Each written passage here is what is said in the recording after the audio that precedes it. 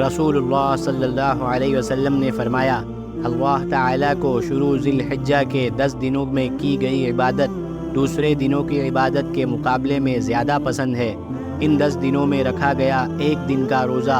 1 سال رکھے گئے روزوں کے برابر ہے،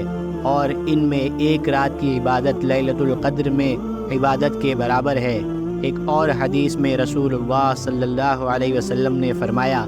ذی الحجہ کے 10 دن اللہ تعالیٰ کے نزدیک دوسرے دنوں کے مقابلے میں بہت عظمت والے ہیں، اور ان دنوں کے اعمال میں اللہ تعالیٰ کو دوسرے دنوں کے اعمال کے مقابلے میں بہت زیادہ پسند ہے،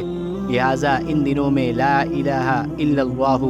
اللہ اکبر اور الحمدللہ کثرت سے پڑھا کرو۔ نوٹ: ذی الحجہ کے ان دنوں میں روزہ رکھنے اور رات میں عبادت کرنے سے کئی سالوں کے برابر روزوں اور عبادت کا ثواب بڑی آسانی سے مل جاتا ہے، اس لیے اس فضیلت کے حاصل کرنے کا خوب اہتمام کرنا چاہیے۔ البتہ عید الاضحیٰ اور اس کے بعد کے 3 دن یعنی 10، 11، 12 اور 13 ذی الحجہ اور عید الفطر کے دن روزہ رکھنا حرام ہے۔